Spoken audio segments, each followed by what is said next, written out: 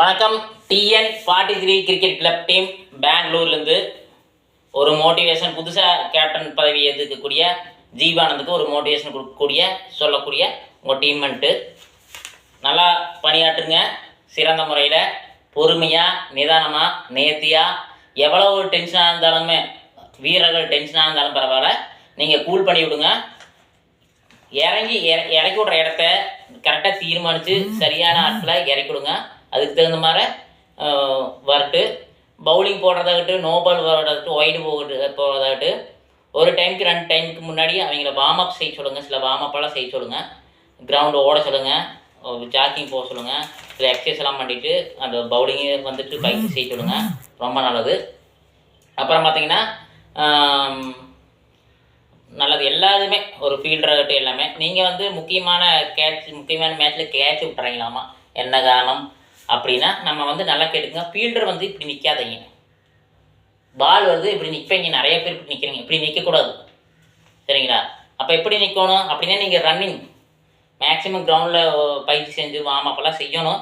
இப்போ யாரும் கிரிக்கெட் அதிகமாக நம்ம இருக்கக்கூடிய வில்லேஜ் ஆகட்டும் ஒரு சில பக்கமெல்லாம் கிரிக்கெட்டுக்கு வார்ம் அப்பே செய்கிறதில்ல. செய்தால்தான் அந்த ஃபீல்டிங் பண்ணுறது பெட்டராக இருக்கும். நிறைய பசங்க சின்ன பசங்க ஓடி போய் பிடிப்பாங்க. ஒரு 27 வயசுக்கு மேலே, உங்களுக்கு 27 வயசுக்கு மேலே ஓடி போய் பிடிக்கிறதால கிடையாது. இப்போ நீங்கள் ஐடி கம்பெனியில் வேலை செய்கிறேன்னு சொன்னாங்க. எந்த கம்பெனியில் வேலை செஞ்சாலும் பாடி மூமெண்ட் வேணும். வரும்போது பால் வரும்போது இப்படினாச்சும் நிற்கணும், இல்லைன்னா இப்படினாச்சும் நிற்கணும், இல்லைன்னா இப்படினாச்சும் நிற்கணும். எப்படி ஒன்றா இப்படி நிற்கணும், இல்லைன்னா இப்படி நிற்கணும், இல்லைன்னா இப்படி நிற்கணும். இதெல்லாம் மூமெண்ட், பாடி மூமெண்ட்.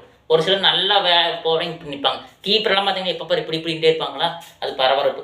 அப்படி பண்ணால் தான் அதில் நல்லா ஒரு சக்ஸஸாக பண்ண முடியும். கரெக்டுங்களா? எப்படி பண்ணாங்கன்னு பாருங்க. இப்படி நிற்கணும், இப்படி நின்னா ரெடி ஆகிக்கிறோன்னு அர்த்தம். பால் வந்தாலும் மூவ்மெண்ட் பண்ணலாம் பிடிக்கல. இந்த மூவ்மெண்ட் பாடியில் இருந்தாவே ஓகே, இந்த மூவ்மெண்ட் இருந்தாவே ஓகே. அப்போ இப்படி இருந்தாவே ஓகே, இப்படி வரலாம். அப்படி இருக்கும்போது உங்களோட வேல்யூ பாயிண்ட்டு அதில் வந்துடும், சரிங்களா? கேட்ச் எல்லாம் கஷ்டம் கிடையாது, ஈஸி தான். எல்லாம் பாலை தட்டி விட்டே பிடிக்கிறாங்க, கரெக்டுங்களா? அதுக்கு முன்னாடி நான் சொன்ன மாதிரி நிறைய டைம் சொல்லியிருப்பேன். முன்னாடி ஓடுங்க, பின்னாடி ஓடுங்க, முன்னாடி நடங்க, பின்னாடி நடங்க. இது பின்னாடி போகிற கேட்சை ஓடி போய் பிடிக்கிறதுக்கு பெட்டராக இருக்குது. இப்படி வர கேட்சை ஓடி போய் பிடிக்கிறதுக்கு பெட்டராக இருக்குது. இப்படி வர கேட்சை இப்படி போய் பிடிக்கிறதுக்கு பெட்டராக இருக்குது. இப்படி வருதுன்னா இப்படி போய் பிடிக்கிறதுக்கு பெட்டராக இருக்குது. இப்படி மூவ்மெண்ட் பெட்டராக இருக்குது, இப்படி மூவ்மெண்ட் பெட்டராக இருக்குது. முன்னாடி வாக்கிங்க, பின்னாடி வாக்கிங்க, முன்னாடி ரன்னிங்க, பின்னாடி ரன்னிங்க மெயினாக, சரிங்களா? ஒரு பிரச்சனையும் இல்லை. நிற்கும்போது இப்படி நின்றுங்க, இப்படி நின்றுங்க, இப்படி நின்றுங்க, இப்படி நின்று கூட நின்றுங்க. மூவ்மெண்ட்டு, பாடி மூவ்மெண்ட்டு உங்களுக்கு உத்வேகம் கொடுக்கும். நன்றி ஜீவானந்தம், நன்றி.